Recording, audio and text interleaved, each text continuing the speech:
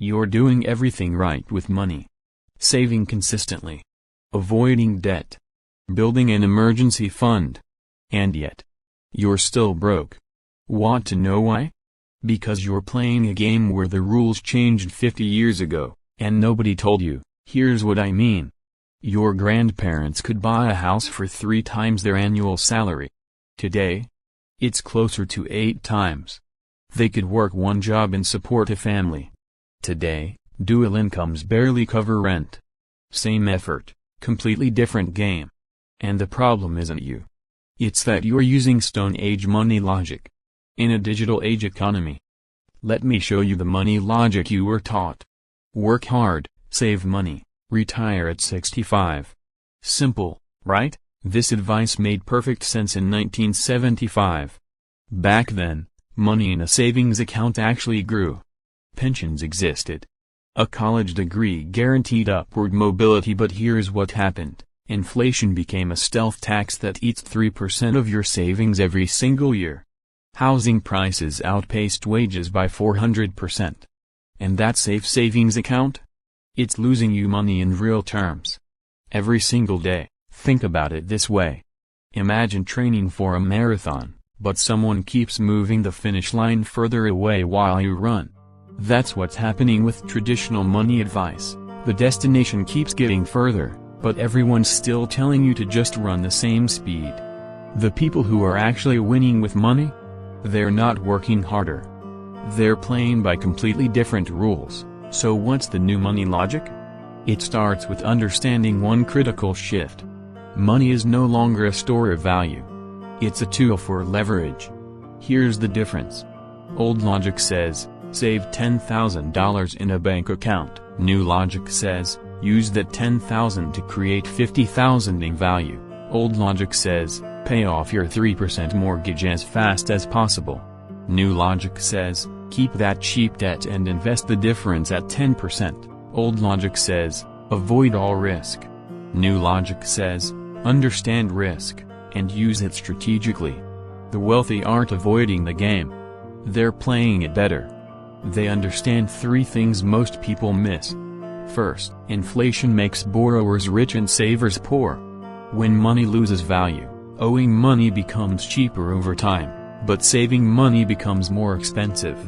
That's why the rich use other people's money through strategic debt. Second, assets beat cash. $1 today buys less than $1 tomorrow, but assets, whether that's real estate, businesses, or investments, tends to grow with or beyond inflation. The moment you earn money, the clock starts ticking on its value. The question is, will you let it evaporate, or will you convert it into something that grows? Third, skills and systems beat hours. Trading time for money has a ceiling. Your time. But building systems, whether that's a business, investment portfolio, or digital product, means your money works while you sleep. So how do you actually implement new money logic? 3 concrete shifts. Shift 1. Stop optimizing for savings. Start optimizing for earning power. Yes, cut the $7 coffee if you want, but that saves you $2,500 a year. Learning a high-income skill, starting a side business, or negotiating your salary could add $20,000 or more. The math isn't even close. Frugality has a floor. Earning has no ceiling. Shift 2. Make your money multitask. Every dollar should have multiple jobs. Your emergency fund? Put it in a high-yield savings account or money market fund, not a checking account earning nothing.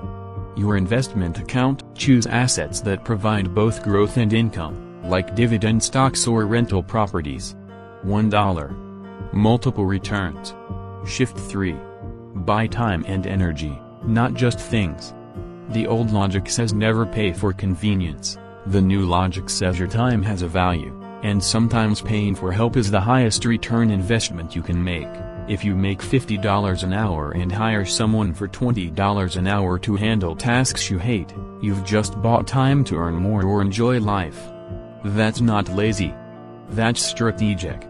Here's a real example. Let's say you have $30,000. Old money logic says put it in savings, maybe earn 4% a year. $1,200. New money logic says, keep $5,000 liquid for emergencies and high-yield savings, invest $15,000 in index funds for long-term growth, and use $10,000 to learn a skill or start a side business that could generate $1,000 a month. That's $12,000 a year in extra income, plus investment growth, plus compounding knowledge. Same $30,000, completely different trajectory. Here's the uncomfortable truth. Nobody's coming to save you. Not your employer, not the government, not some future inheritance. The system is designed to extract value from people who don't understand how it works, but once you see the game clearly, you can play it differently. New money logic isn't about being greedy or taking wild risks. It's about being intentional. It's about understanding that money is a tool, not a goal. It's about recognizing that the rules changed, and updating your strategy accordingly. You can spend the next 10 years wondering why money feels so hard despite doing everything right, or you can spend the next 10 years learning the actual rules and building real wealth.